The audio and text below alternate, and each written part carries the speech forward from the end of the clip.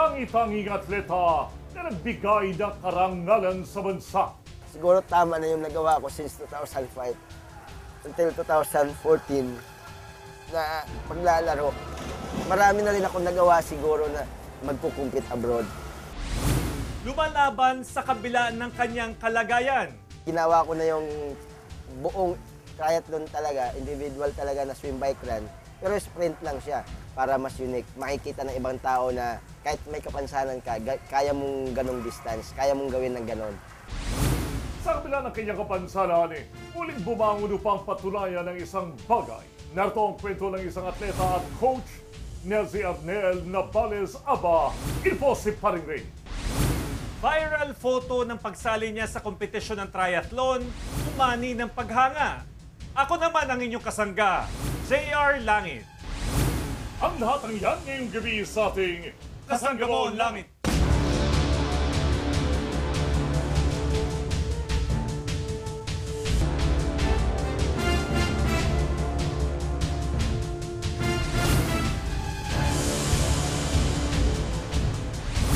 Ngayong gabi, kilalanin natin ang atletang putulan pa.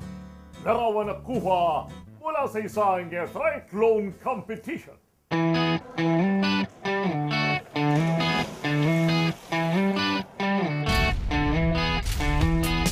Sa larawang ito nakuha ng Facebook user na si Greggy Pamatid, makikita ang determinadong atleta na putulan pa nakipagsabayan sa dalawang kilalang atleta sa larangan ng triathlon. Kuha ito sa isang triathlon event na ginanap sa Subic, kamakailan lamang. Di ba yung drinks natin, we have feed? Hinanap ng aming grupo ang naturang lalaki at dito namin siya natagpuan sa Agpico Thompson Swim School. Siya si Arnel Navales Aba at isang swimming coach. Paano ka ba natutok sa triathlon? Nung narinig namin yung triathlon, nag-relay kami nung time na yon. Lahat kami, binuo ko yung differently able talagang tatlo kami. Ako yung sa swim, iba yung magbabike, iba yung magraran. Para mas unique, makikita ng ibang tao na kahit may kapansanan ka, kaya mong ganong distance, kaya mong gawin ng ganon. Ito ang unang beses na sumali siya sa triathlon competition kung saan bagi ng kompetisyon ang pagtakbo, pagbibisikleta at paglangoy. Ano naman yung naging challenge niya sa triathlon, lalo na yung sa paglangoy? Sa triathlon kasi, iba pagka lalangoy ka na, marami kang kasabay.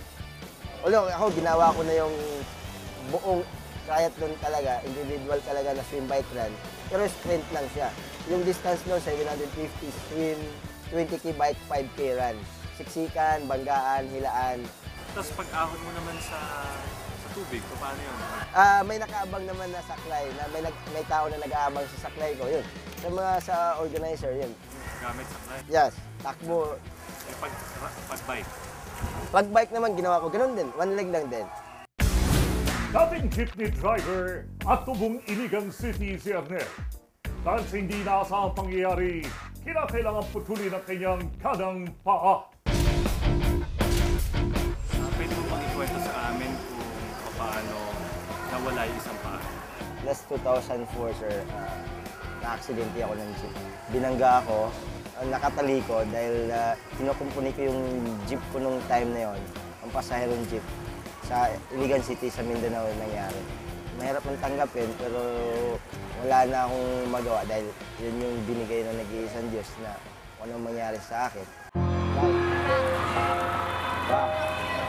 Ayla, okay, up! Ganun pa man, ang proseso ng pagtanggap ng naging kalagayan ay hindi naging madali para kay Arnel. Pumantok pa ito sa kagustuhan niyang magpakamatay. How many times akong gustong mag-suicide, pumasok sa isip ko na wala na akong silbi dahil utol na yung kanang pa ako, wala na akong magawang example like hanap buhay. So hindi ko alam kung anong gagawin ko, saan ako magsisimula. Malapit ako sa nag-iisang Diyos, marami ding mga kamag-anak na nagsasabi na kailangan mong tanggapin, kailangan mong mag-move on, mag-look forward dahil nangyari na ang nangyari. So huwag kang ma-discourage sa buhay mo. Hanggang sa isa ring tulad niya na may karanasan ang naging ganyo upang sumali siya sa sports. May isang definitely able din na spinal or polio yung dalawang paa niya, naka-wheelchair. So, wheelchair basketball naman yung laro niya sa local government. So, sinabi niya sa akin, Arnel, anong gusto mo sports sa buhay mo? Pinapili niya ako wheelchair basketball, table tennis, lawn tennis, wheelchair racing, si Doy Severino. Sabi ko, Kuya Doy, pwede bang swimming na lang? Mahirap lang kami, wala akong pamasahe kung kukuha ko ng ibang sports. Ang swimming pool, malapit lang sa amin, kaya kong lakarin. So, mas pinili ko yung swimming talaga. Yun, nagkita kami ni Coach Cecil Miquiabas, siya yung chairman ng Definitely Abled Group dun sa Iligan City. So, tinuro niya sa akin kung paano ka lumaban sa buhay mo, paano mo tanggapin yung pagkatao mo, paano ka makipagpakumbaba, irespeto mo muna ang sarili mo bago yung ibang tao. Dahil sa pag-asang ito, muling nabuhayan ang loob ni Arnel upang tahakin ang bagong direksyon sa kanyang buhay. Tunghaya sa muling pagbabalik ng Kasanggabong Langit. Siguro tama na yung nagawa ko since 2005 until 2014 na paglalaro. Marami na rin ako nagawa siguro na magkukumpit abroad. Kasangga mo ang langit.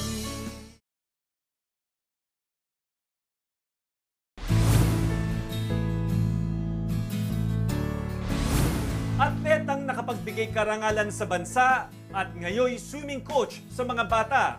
Ang lahat ng ito'y kanyang nagawa sa kabila ng pagkaputol ng isang paa.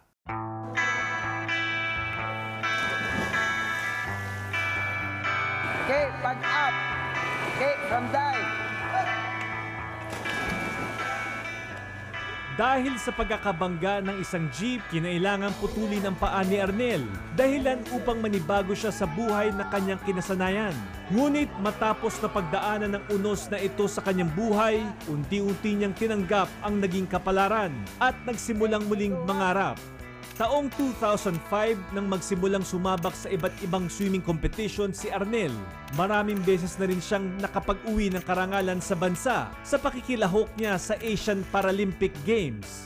Ano-ano pa bang mga sinalihan mo competitions? Sa Southeast Asia, 2005, nag-start ako here in Maynila. 2007, Thailand.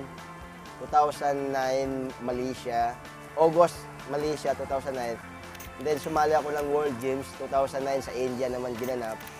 And then 2010, Asian Games sa China. 2011, Southeast Asian Games ulit sa Indonesia naman ginanap. 2014, the last, sa Myanmar. Yun yung pinaka-last. So, dapat this year may Asian Games akong sasalihan. Wala, sacrifice na yun. 2005, dahil 2014, may Southeast Asian record akong hinahawakan. Ni sa hinagap ay di akalain ni Arnel na makakamit niya ang tagumpay na ito. Aminado siya na bago maputol ang isang paa ay minsan ding nalihis ang direksyon ng kanyang buhay. Sa totoo lang, bisyoso talaga ako. Drugs, alak, inom, gang, pagnanakaw, nagawa ko yan. Naranasan ko pang nakulong nang dahil sa tropa. Nahulihan ako ng tinatawag naming sompak, yung improvised na barel. Kasabay ng pagbabago ng kanyang buhay dahil sa pagkaputol ng isang paa ay ang pagpupursige niyang matutunan ang paglangoy. Kung bata ka pa lang, athletic ka na. May phobia din ako sa tubig kasi nung 8 years old nalunod ako sa ilog. So nilabanan ko lang ng nilabanan yon. Pumasok din sa isip ko, nalampasan ko nga yung nangyari sa paa ko. Yung phobia ko kaya sa tubig, hindi ko malalagpasan yun.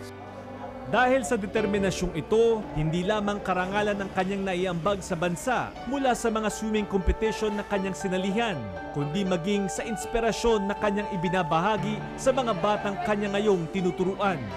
Ngayon, swim coach ka na dito sa Akiko Thompson Swim school, yeah. Gaano katagal mo nang ginagawa itong profession mo? Since 2012, dito na ako sa Akiko Thompson Swim School. And then, Golden Sea Eagles Swim Club, JSA.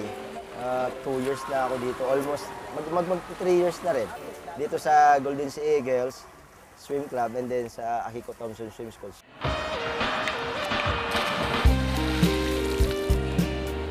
Sakripisyo mang itinuturing ni Arnel ang bagong hamon bilang coach, masaya naman ang pamunuan ng swimming school at maging ang kanyang mga estudyante sa kanyang naging desisyon.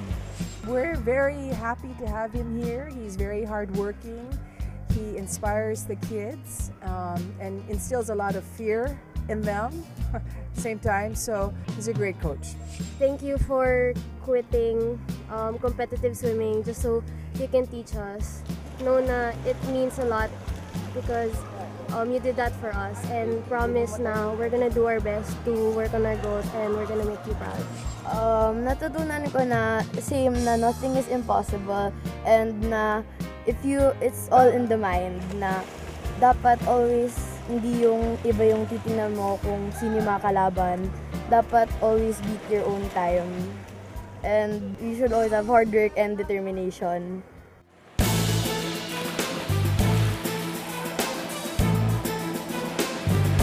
Masangga mo ang langit.